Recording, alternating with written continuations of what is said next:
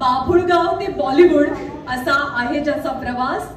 Architect, actor, television presenter, film maker, प्रत्येक मराठी माणसाच्या मनावरती अधिराज्य करणारा तो आहे बिग बॉस.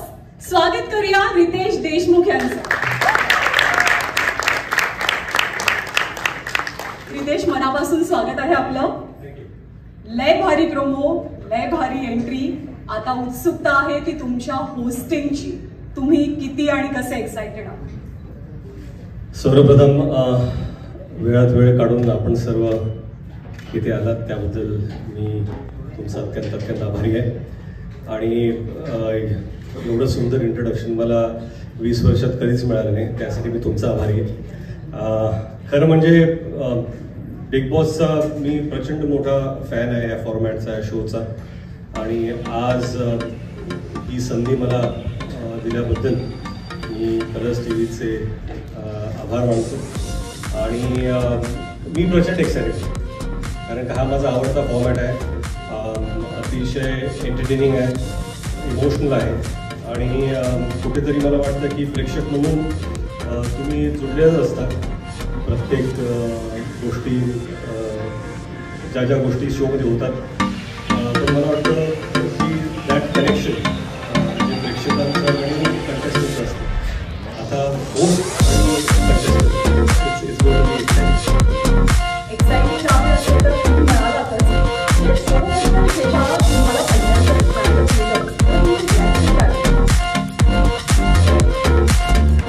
माझी पहिली रिॲक्शन होती की खरंच आपण माझी करण्याची तर इच्छा होतीच, परंतु ॲक्च्युली आमची कसरत बऱ्याच दिवसांनी चालू होती कधी होतोय. माझा पहिला प्रश्न कधी होतो, मला करायची तर इच्छा आहे, कधी होतं हा खरंच फार महत्त्वाचा होता. आणि मला जेव्हा हे सांगण्यात आलं की हा शो ह्या तारखेला होता आणि माझ्या आणि एक्साइटेड की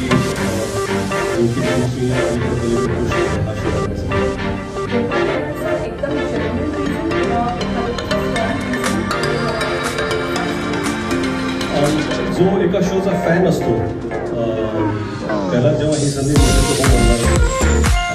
आणि होस्टिंग बिग बॉस मला वाटतं की ऑपॉर्च्युनिटीपेक्षा जास्त इट्स अ नॉर्मल.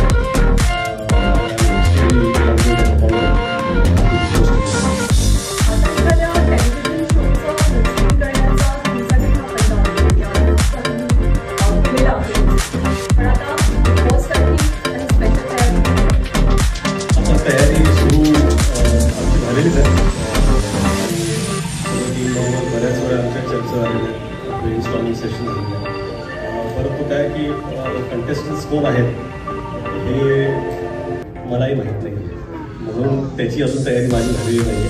फॉर्मॅटची ऑफकोर्स चर्चा झाली कसं व्हायला पाहिजे, रिहर्सल्स पण सुरू आहे आणि अजून होणार पण आहे. तर इट्स एक्साइटिंग. आपण म्हणालात की आपण स्वतः या शोचे खूप मोठे फॅन आहात, तर या शोची अशी एखादी गोष्ट जी तुम्हाला खूप अट्रॅक्ट करते, खूप आवडते? मला वाटतं कुठल्याही शोज चालण्यासाठी ना त्या शोचे इमोशन्स कनेक्ट होणं फार गरजेचं असतं. कंटेस्टंट्स येतात, त्यांच्याबद्दल आपल्याला काहीतरी माहिती असते, परंतु ती लोक व्यक्ती म्हणून कशी असतात ते या शोमध्ये 10व्या-12व्या दिवसानंतर आपल्याला कळायला सुरू होतं. त्यांच्यावरती जे प्रेशर्स असतात, जसं त्यांना सामना करावा लागतो, त्या प्रेशर बरोबर ते कसे होतात, कुठल्या लोकांशी त्यांची मैत्री होते, ती मॉरली कुठे करेक्ट आहे. काय आहे की प्रत्येकजण प्रत्येक वेळी मॉरली करेक्ट असू शकत नाही, आपणही कोणी नसतो, परंतु योग्य वेळी तुम्ही काय स्टँड घेता त्याच्याशी ऑडियन्स कनेक्ट होतो. आणि ते कुठेतरी प्रत्येक कंटेस्टंट इम्पेक्ट असतं. मला वाटतं की हीच गोष्ट मला चर्चा होते तितकी चर्चा त्याच्या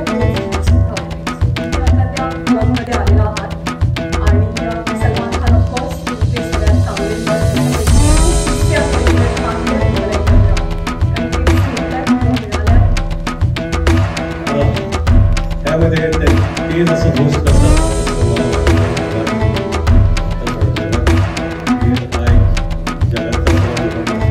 जगात कोणीही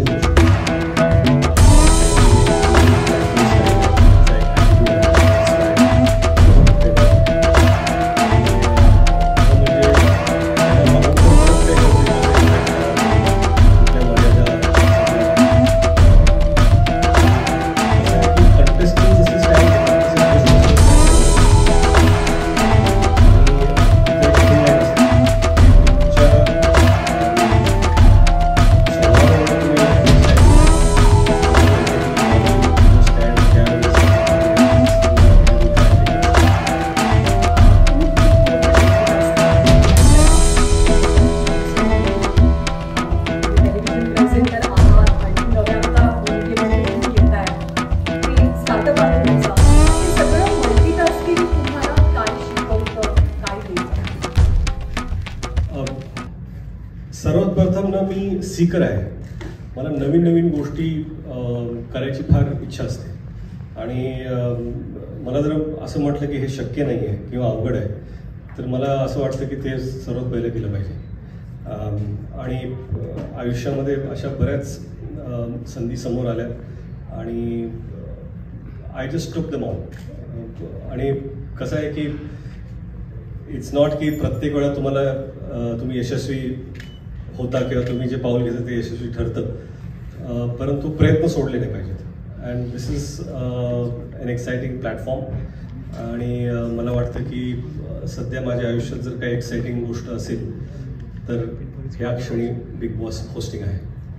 ही तुमच्या आयुष्यातली आत्ताची सगळ्यात एक्साइटिंग गोष्ट आहे. आपण बिग बॉसच्या प्लॅटफॉर्मवरती उभो आहोत.